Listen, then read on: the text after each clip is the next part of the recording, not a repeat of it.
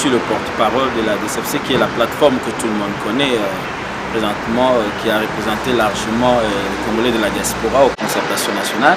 Comme le dialogue doit avoir lieu, nous devons tous militer pour participer à ce dialogue, c'est-à-dire que l'opinion de la diaspora doit être partie prenante dans les assises de ce dialogue. Mais par rapport à la déclaration qui vient d'être faite, nous avons constaté avec amertume qu'on a commencé à préparer les dialogues sans nous. Faire quelque chose pour nous sans nous, je pense que ça n'a pas de sens.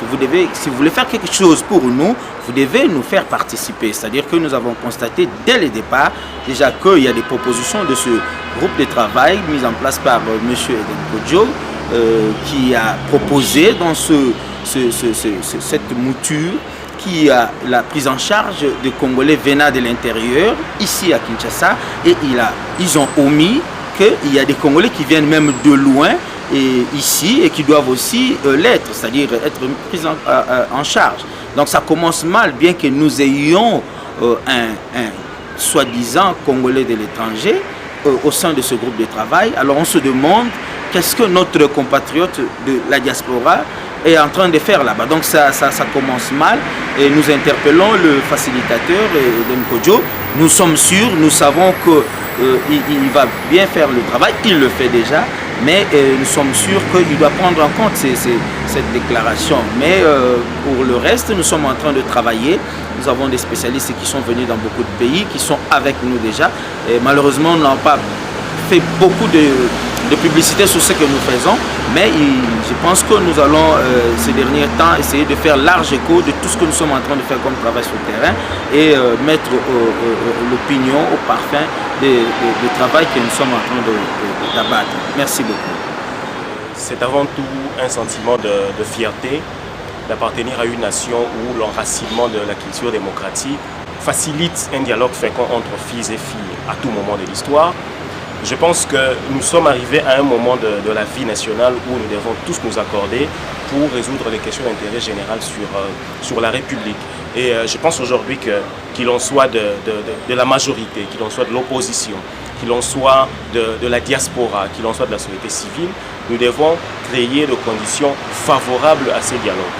Ces dialogues doivent inclure les positions de tout le monde, la prise en charge notamment de la diaspora, parce que les Congolais de la diaspora viendront de très loin pour venir à ces forums. Juste une petite brèche. Vous savez que la diaspora congolaise fédérée pour la cohésion nationale a été la première diaspora, bien sûr, à souscrire aux concertations nationales de 2013. Et je crois que c'était pour la première fois dans l'histoire de la Troisième République qu'une diaspora s'était dit pro-concertation, pro-dialogue. Et vous avez vu quels ont été les résultats de cette lutte-là. Aujourd'hui, il y a un ministère à charge de Congolais de l'étranger qui est retourné parce que la DCFC a mené ces combats-là. Donc nous pensons qu'aujourd'hui, il faut créer des conditions favorables à ces dialogues parce que nous, DCFC, nous voyons en ces dialogues un mécanisme d'implication de la diaspora dans le processus de reconstruction, de réconciliation et de développement de la RDC pour une cohésion nationale véritable. Nous continuons dans notre lutte. Vous avez vu, nous avons fait le plaidoyer, nous avons fait le lobbying depuis le mois de janvier, de porte à porte, bloc par bloc. Nous avons rencontré les élus du peuple, nous avons rencontré les acteurs sociaux, politiques en vue d'obtenir le vote de la loi sur l'identification et l'enrôlement des électeurs en RDC qui inclut spécifiquement le vote de Congolais de l'étranger. Pour dire que nous continuons dans cette lutte parce que nous estimons aujourd'hui que si nous pouvons ouvrir nos compatriotes de l'étranger à des droits politiques et à des droits sociaux, cela nous permettra de lutter efficacement contre les vices qui rongent la République à l'étranger. Je suis le révérend Thomas René Kikutu Zikosi. Je suis le président international et fondateur de Christian for Peace in Africa ou Chrétiens pour la paix en Afrique. Et je suis aussi humblement le président du panel des conseillers de la maire de la cité de Johannesburg sur la migration dans la cité de Johannesburg depuis 2009. Et je crois que le moment est opportun pour que les Congolais se mettent ensemble pour dialoguer. les dialogues dans toute résolution des conflits ou dans toute harmonisation des vues dans un pays, comme dans un couple, comme on le dit. Le dialogue est très capital. Et je crois que pour ce qui concerne les dialogues en vie,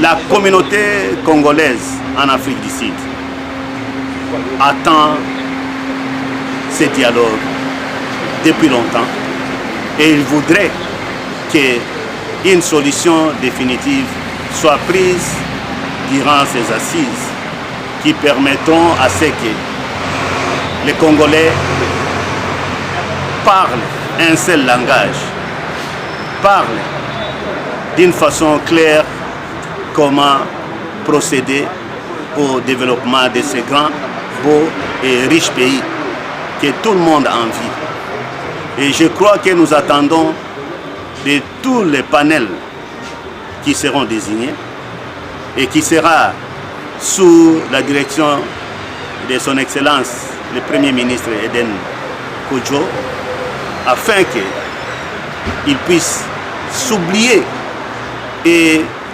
penser au peuple congolais.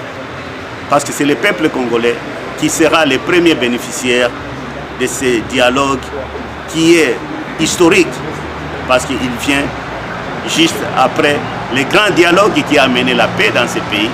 Et je citerai ici le dialogue de Sun City, dont je suis, où le pays dans lequel je vis, ça fait plus de 20 ans. Et je crois qu'en accouchant de bonnes résolutions de ces dialogues, c'est le peuple congolais qui va gagner en établissant de bonnes bases pour des élections paisibles, transparentes et les élections apaisées. Comme pour ici se répéter, nous voulons que le Congo puisse aller de l'avant. Nous voulons que le Congo puisse donner une leçon, non pas seulement à l'Afrique, mais au monde. Je vous remercie. Oui, c'est Trésor Bokondi, diaspora de l'Inde. J'ai été choqué par ce qui s'est passé en Inde.